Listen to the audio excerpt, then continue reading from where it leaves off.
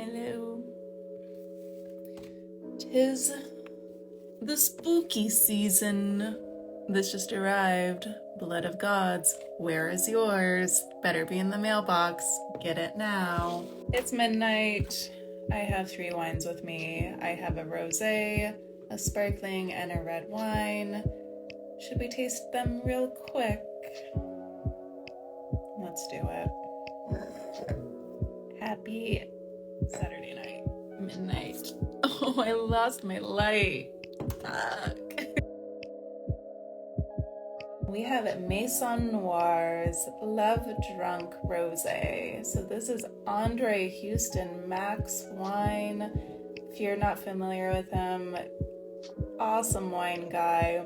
A cool wine label generally meant that the wine was shitty. Now there's cool wine labels on cool wines. I'm sommelier Andre Houston Mack, and today I'm going to be answering some of the most commonly asked wine questions. Really great content creator, really awesome somm who talks about wine in an approachable way. We can all get behind that. He has a wine program in Oregon. That's where this is coming from, even though they declassify this on the label as American rosé wine. But if you go to look up the text sheet, grapes are coming not just from the Willamette Valley, but from McMinnville.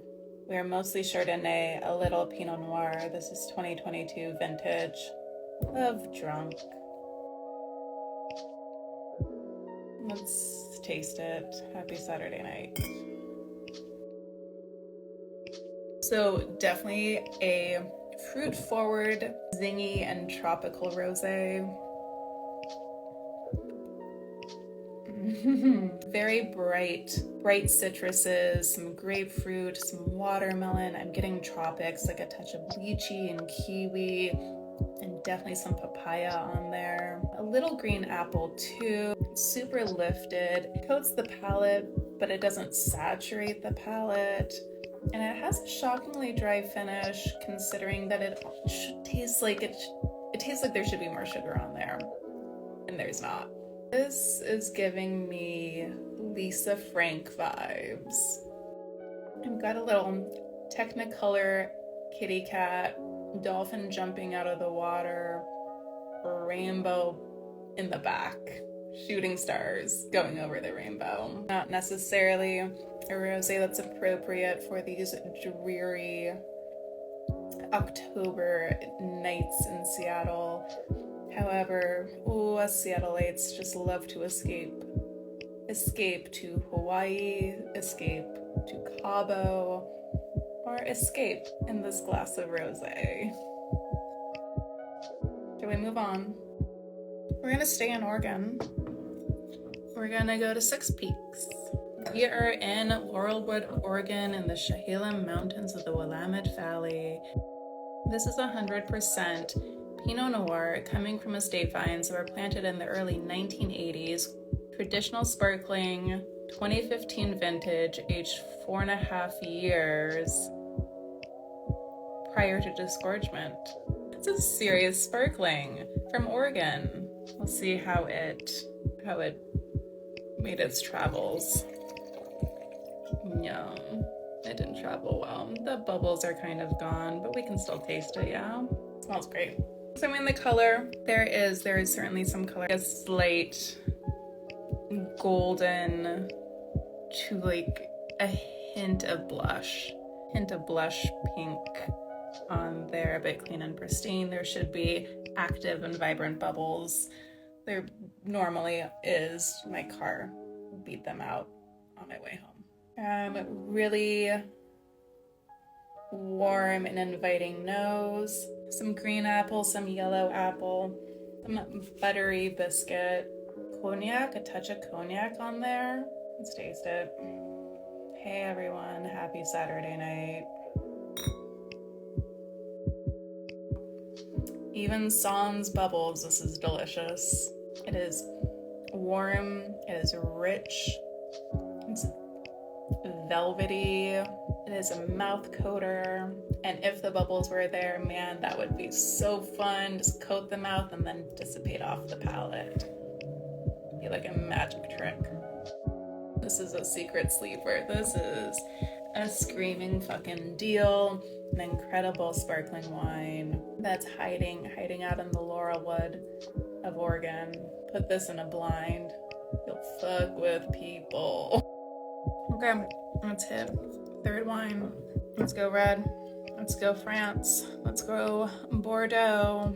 This is Château Guillaume Blanc. Blanc being the name of the wine, not Blanc the color of the wine. This is a red wine.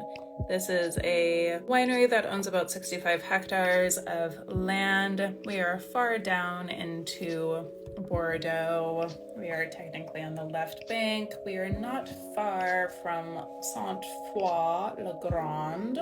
And within the 65 acres that they own, they have 5 acres of Malbec. Malbec being a semi-uncommon grape of blending in Bordeaux, but you do see it from time to time. What's so interesting about this is 100% Malbec. They are using all of their Malbec in this bottle, 2019. Color looks like Malbec. It's super concentrated, very deep royal purple. This is clean and pristine. There's no sediment, there's no haziness. There is a little cork though. Whoops. It's semi-aromatic. It smells condensed. It smells like stewed plums and dark berries, dark blackberries, dark cherries. It's a little more subdued. It doesn't like punch you in the face like some other Malbecs might do. It smells a little cool. It smells a little condensed, a little shy, just a little shy, maybe more, not shy, a little reserved. A little white pepper too. Okay, that's just it. Yeah. Translates quite simply from the nose to the palate.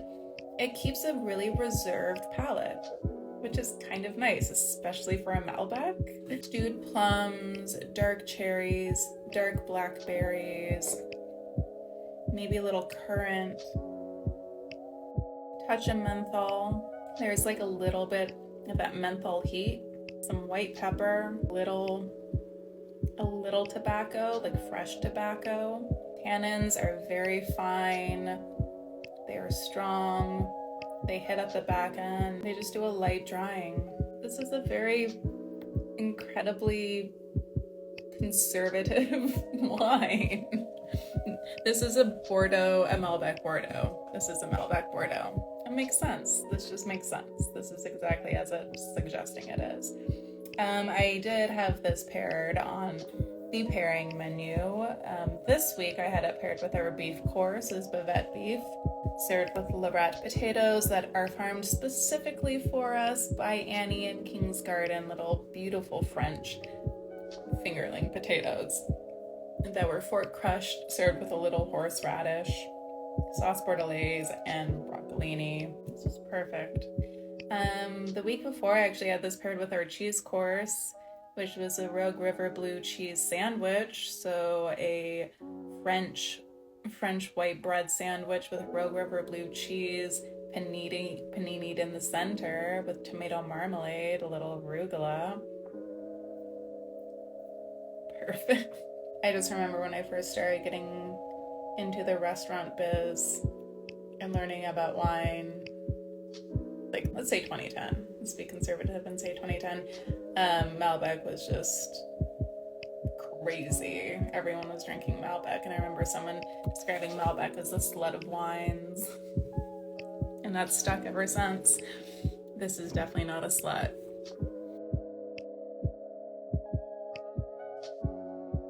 The wheel of content really fucking got me. Hey, thanks for the love. Good night.